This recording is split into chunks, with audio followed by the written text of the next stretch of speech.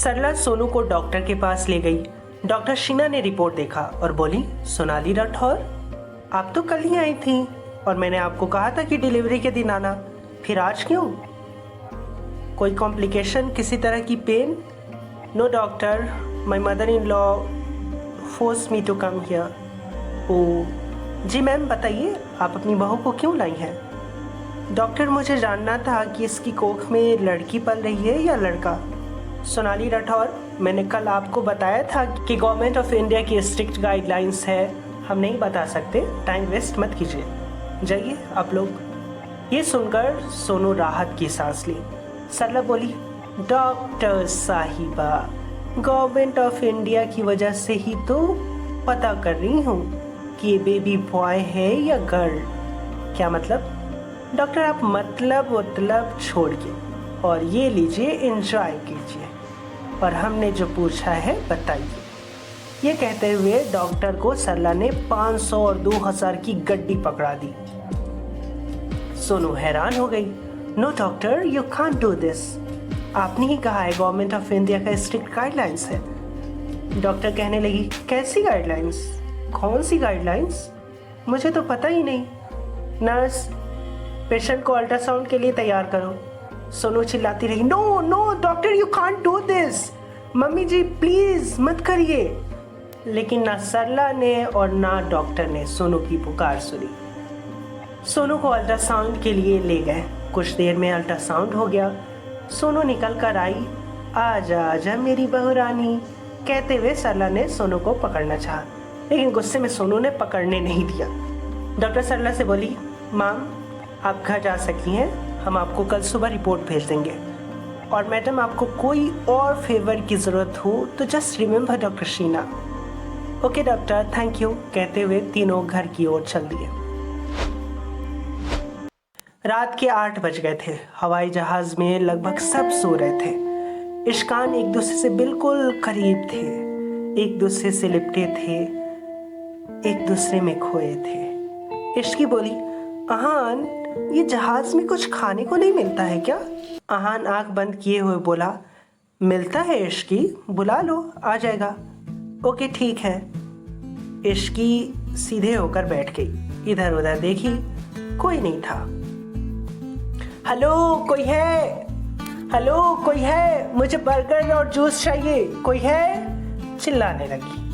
अहान झट से उठा, इश्की के मुंह पर हाथ रख दिया। क्या कर रही हो? तब तक आसपास के सारे लोग उठ गए थे। सब बड़ी बड़ी आंखें किए घूरने लगे। इश्की ऐसे नहीं, ये बटन को प्रेस करके बुलाते हैं। ओह हाँ, फिल्मों में देखा है ऐसा, लेकिन मुझे लगता था वो सब झूठ होता होगा। झूठ नहीं होता, अब बटन प्रेस करो और बुलाओ।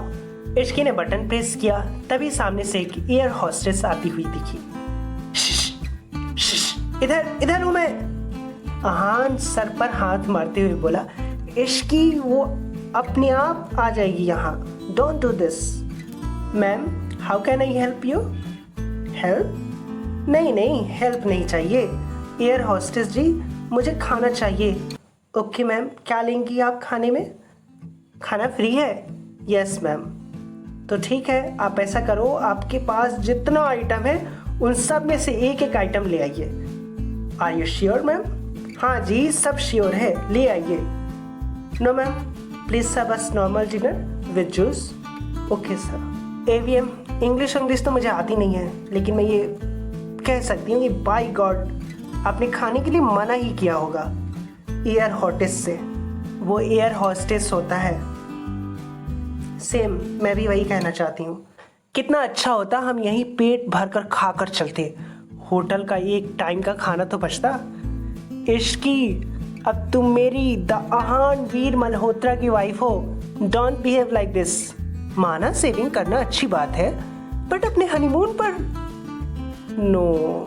Enjoy, do whatever you want to do except this, please. Okay, VM. फिर खाना आया। दोनों ने खाना खाया और फिर एक दूसरे के बाहों के सहारे लेट गए। सोनू घर पहुंच गई। परेशानी में इधर उधर घूमने लगी। कैसे कैसे लोग हैं इस दुनिया में। दिन भर कानून याद रहता है, पैसा देखते ही सब कानून भूल जाते हैं। मम्मी जी ने जो किया है इसका हिसाब तो राज ही लेगा। अभी कॉल करके बताती हूँ। सोनू राज को कॉल लगाने लगती है। बार बार कॉल करने के बाद भी राज कॉल रिसीव नहीं कर रहा था। सोनू और परेशान होने लगी। क्या मुझे आहान भैया को कॉल करना चाहिए? नहीं, अगर भैया को कॉल करूँगी तो वो डिस्टर्ब हो जाएंगे, ट्रिप एंजॉय नहीं कर पाएंगे। दादी या माँ को ही कॉल करके बुला लेती हूँ, लेकिन अभी तो रिपोर्ट आया नहीं। क्या पता रिपोर्ट में बेटा हो, तो अभी कॉल करने का फ़ायदा नहीं है। लेकिन अगर रिपोर्ट में लड़की हुई तो मैं क्या करूँगी? भैया को कॉल कर देती हूँ, वो वहाँ से भी सब संभाल लेंगे। सोनू कॉल करती है। आप जिस नंबर पर कॉल किए हैं वो अभी स्विच ऑफ है। ओ, भैया तो अभी प्लेन में होंगे, लेकिन राज कहाँ है? वो फ़ोन क्यों नहीं उठा रहा है? मैं क्या करूँ? चल सोनू, प्रे कर ले, सब ठीक होगा। कल सुबह ही कॉल करके बुला लूंगी। इश्की आहान अपने हनीमून डेस्टिनेशन पर लैंड किए। आहान बोला, इश्की, उस दिन अगर तुम नहीं रुकती तो क्या होता? क्या होता? मैं कार्तिक से शादी कर लेती। एटलीस्ट वो मुझे तो रोक रहा था। आहान हैरत से देखने लगा। अरे मैं मजाक कर रही हूँ, वो तो मेरा क्यूट सा भेवर है। आहान, वैसे आपको ना रुक जाओ बेबी चिल्ला चिल्ला कर रोकना चाहिए था। कह तो सही रही हो, लेकिन मैं उस वक्त बहुत इमोशनल था।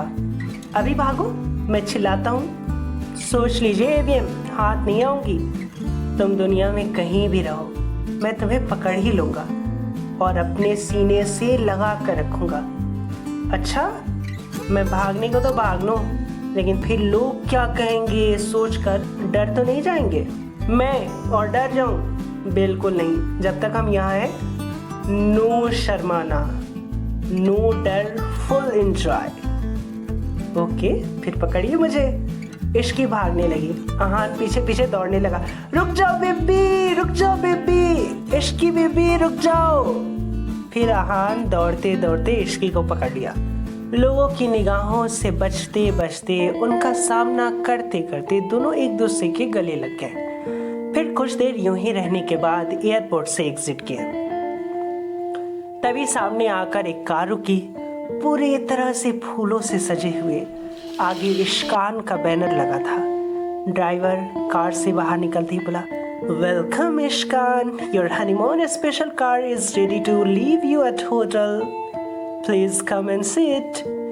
ये देख इश्की उछलते हुए एवीएम के गले लगी। हाय और रब्बा, आप तो बड़े रोमांटिक हैं। मैं तो समझती थी आप अभी तो ये पहली मंजिल है, आगे देखो क्या क्या होता है। अब चले? हाँ चलिए मेरे रोमांटिक हस्बैंड, चलते हैं। दोनों कार में बैठे। कार चलने लगी। ड्राइवर ने पूछा, madam sir, which romantic song do you want to listen? Please play चने के खेत में। एवीएम आप भी ना? क्या यही तो है तुम्हारा फेवरेट सॉन्ग? नहीं, ये भी कोई गाना है सफर में सुनने का? भैया कोई सफर वाला गाना लगा दो, जैसे हंसते हंसते कट जाए रास्ते, या फिर जिंदगी एक सफर है सुहाना। ओके मैम, मैं लगा देता हूँ। फिर गाना बजता है और दोनों गाना सुनते सुनते होटल पहुँचते हैं। हाय, इतना खूबसूरत होटल, इसको बनाने वाले को तो इनाम देना चाहिए। इश्की, इनाम बाद में देना, अभी कार से उतरो। हाँ चलते हैं। दोनों कार से उतरे। जैसे ही इश्की ने जमीन पर पैर रखा, दोनों तरफ से बैंड बाजा बजने लगा। ऊपर से फूलों की बरसात होने लगी। इश्की खुशी से झूमने लगी। दोनों का ग्रैंड वेलकम हुआ। Hello sir, ma'am, please come this side, your room is ready for honeymoon suite. Okay sure. Ishkan को हॉस्पिटैलिटी वर्कर ने रूम तक पहुंचाया और कहा, हमारे special guest Ishkan, have a good time, enjoy. एक मिनट भाई साहब, आपके यहाँ में स्पेशल गेस्ट कैसे हो गए? जैसे और लोग आते हैं वैसे हम भी आए हैं? इश्की ने पूछा। मैम, हमें कहा गया था कि आपको ओनर जैसे ट्रीट किया जाए। क्यों भाई, ऐसा क्यों? मैम, इसलिए क्योंकि Aahan Veer Malhotra, your husband, design this hotel. अच्छा। यस मैडम, कहते हुए वर्कर चला गया। आहान बोला, तो इस होटल को बनाने वाले को इनाम मिलेगा। आहान ने इश्की को गोद में उठाया और बेड तक ले गया। अब चलो मेरा इनाम दे दो। नहीं एविया, मैं थक गई हूँ। आपका इनाम है, आपको ही मिलेगा। सो जाते हैं। कल देखिए, एक तरफ इश्कान अपने हनीमून पर एक दूसरे में खोए हुए हैं, तो दूसरी तरफ सरला चाहती है जन्मी बच्ची को मारना। तो वही फंसा है राज मयंक के जाल में। राज या इश्कान, कौन बचाएगा सोनू की बेटी को, या फिर बेटी होगी खुद एक औरत का शिकार।